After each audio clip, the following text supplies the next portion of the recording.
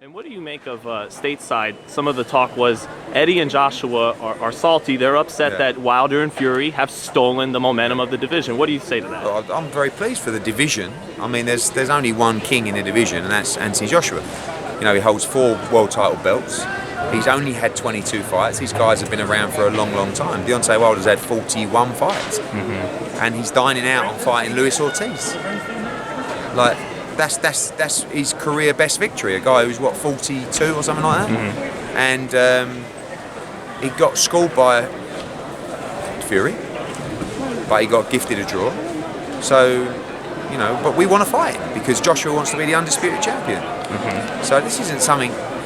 This kind of stole his thunder or number one. This isn't something that people decide over 3 or 4 months. This is what people decide over history and legacy.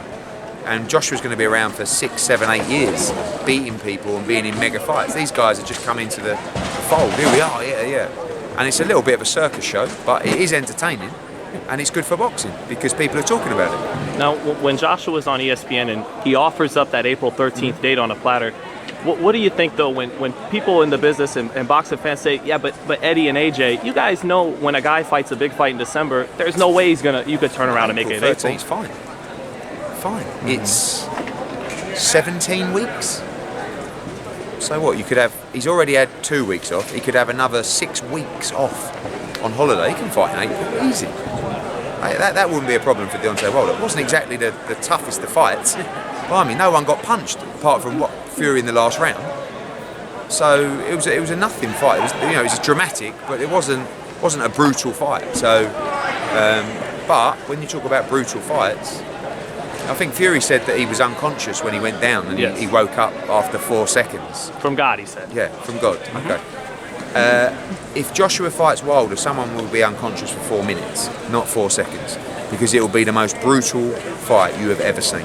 2 lightning fast heavyweights who love to stand and trade, both punch very, very hard, both fearless. It'll be brutal, and maybe Wilder doesn't want that kind of fight. Maybe he fancies another tickle up with Fury.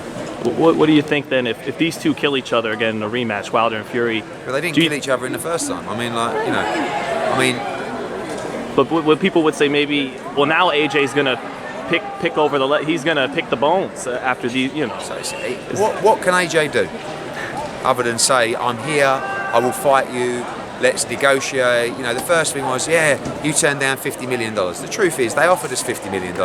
We asked for a contract, they never sent it. That's the truth. But it's a great story in the media to say, oh, you turned down $50 million. But if they really wanted the fight, they'd be trying to make it. You can't say now that AJ's been running and now say AJ's begging.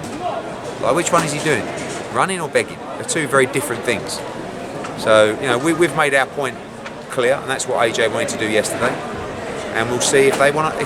We'll see. It all comes down to if Wilder wants to be the undisputed champion. If he does, he'll fight AJ. If he doesn't, he'll fight Fury.